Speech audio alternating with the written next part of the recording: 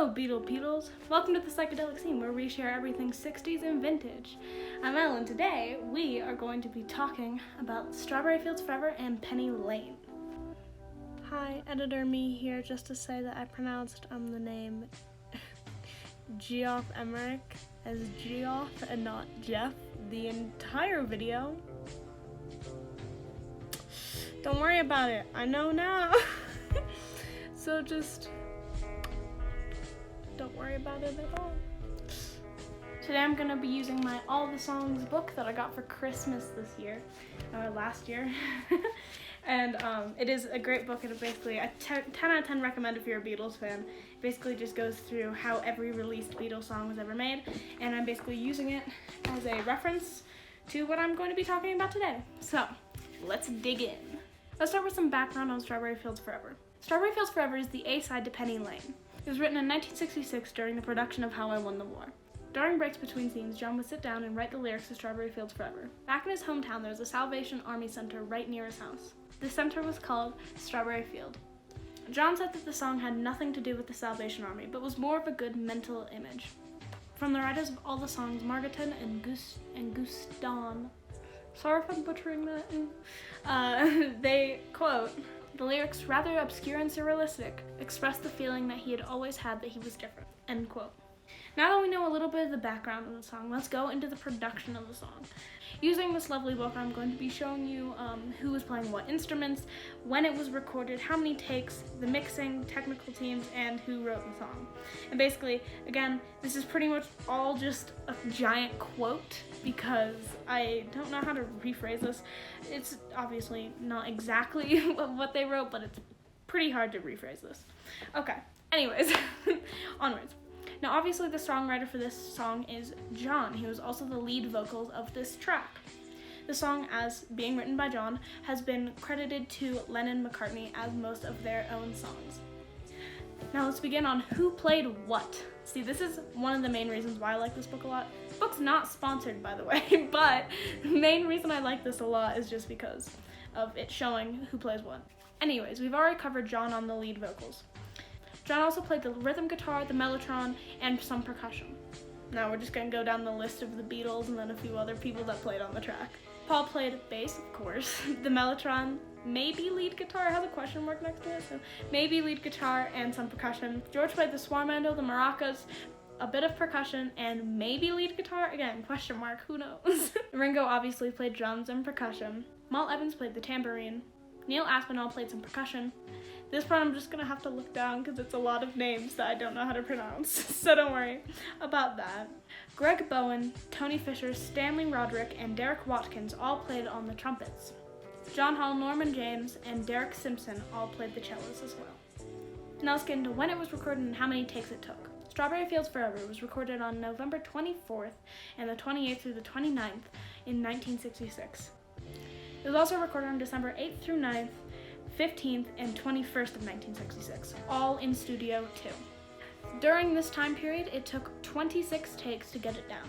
As for mixing, it was mixed on November 28th through the 29th of 1966, and December 9th, 15th, and 22nd of 1966, all in Studio 2. It was also mixed on December 29th, 1966 in Studio 3. As for the technical team, we had George Martin and Dave Harries as the producers, Geoff Emerick and Dave Harries as the sound engineers, and Phil McDonald as the assistant engineer.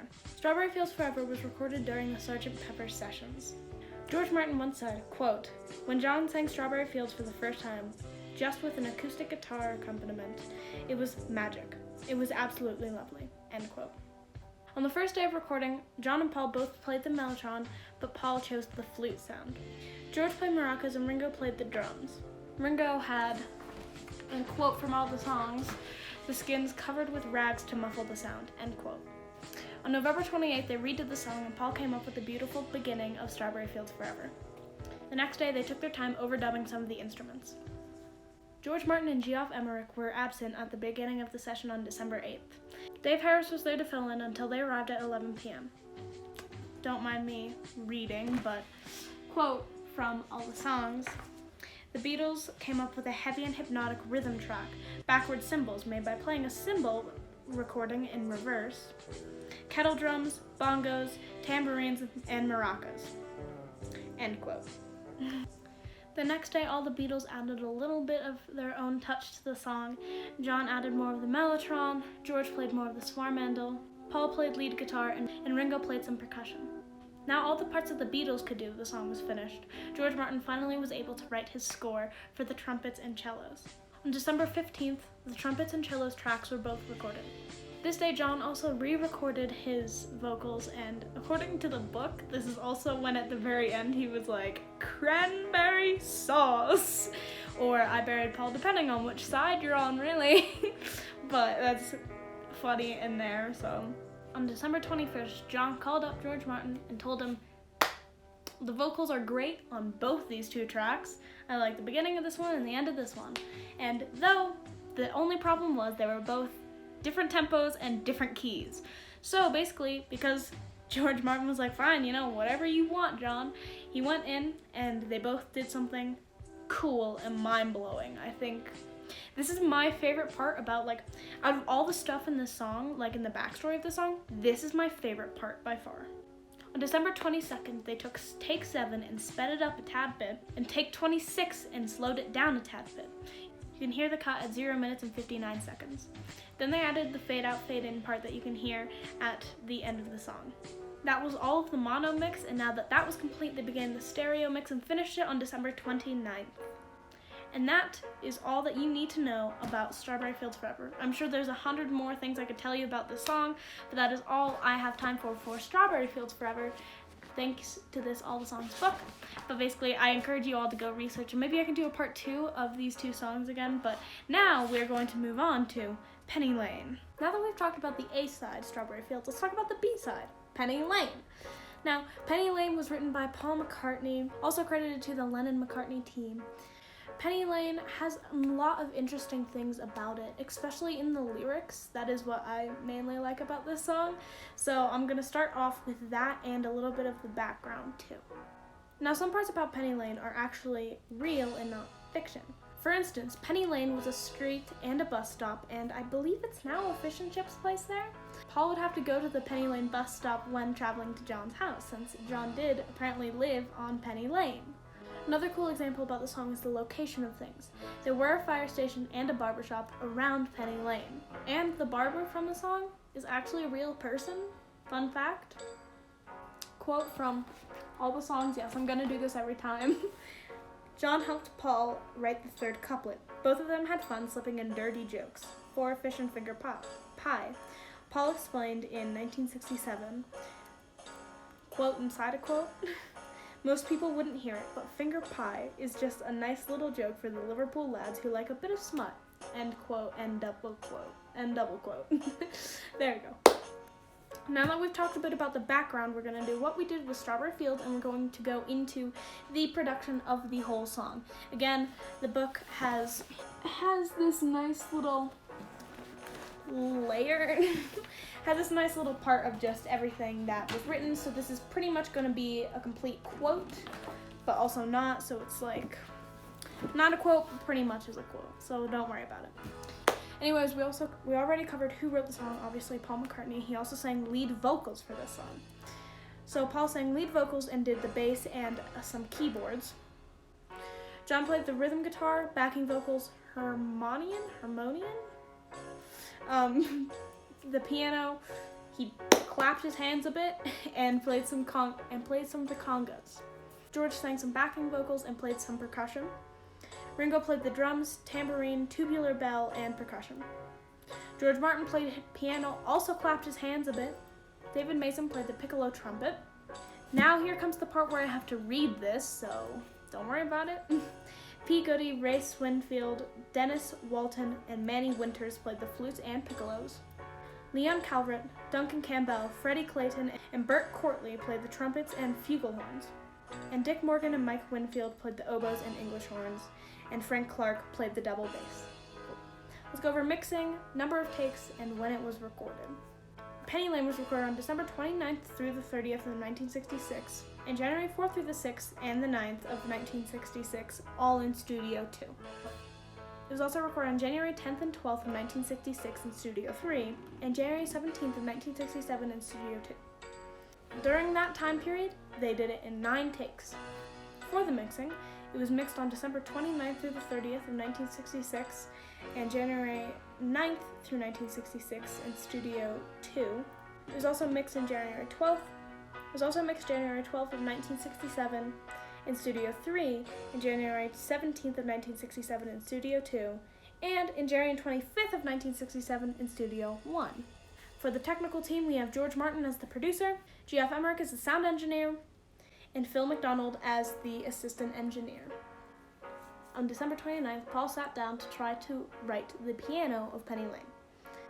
Paul figured out the main piano parts in 6 takes and then added a second track, quote, not even gonna say the book anymore, you know I'm lifting it up, to which he added a second piano put through a Vox amplifier with vibrato and reverb, a honky-tonk piano, end quote.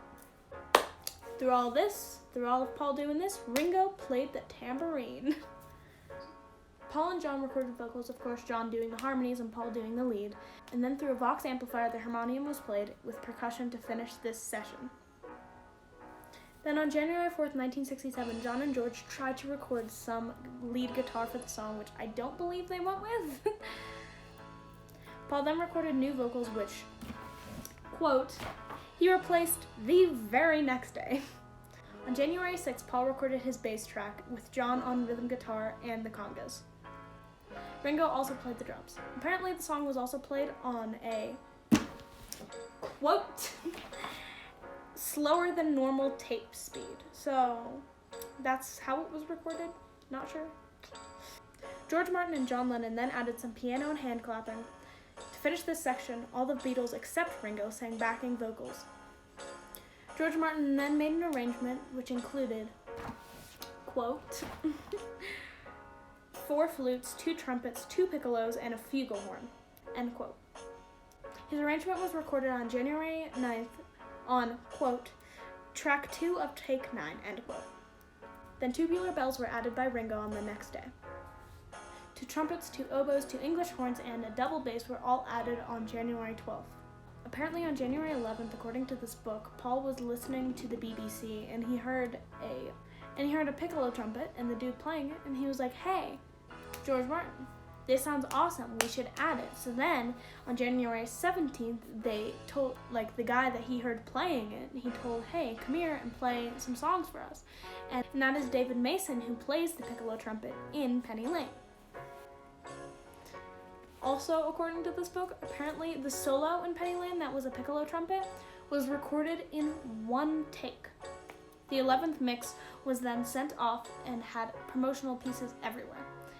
Then, on December 25th, they decided that they didn't like the trumpet at the very end, so they deleted it and went with that. But the thing was, apparently there was already, since, like I said, all these promotional pieces everywhere for this, those were still out there for the Mix 11. So those are apparently, according to this book, collector's pieces, and you can go get that. So that's what I'm going to be looking up later. After 3 weeks of producing, Penny Lane was finally finished and recorded. Now you know everything there is to know about Strawberry Fields Forever and its B-side Penny Lane. I hope you did enjoy this video, and if you did, please leave a like and subscribe and hit the bell icon to get notifications for more videos from all of us groovy people. If you actually did enjoy the series, I'd really like to know, so please leave a comment down below if you want to see me do more of these, because there are so many Beatles songs in here. Again, this is every released Beatles song ever. So if you guys want to hear a specific Beatles song, comment down below and I might pick one of yours, whoever gets the most voted comment or whatever is commented the most, and I might do that. So if this is a series you'd like to see continued, please comment down a song, and I'd be happy to do that for you guys. So please, thank you so much for watching, and we hope to see you in the next videos. Goodbye, peace and love.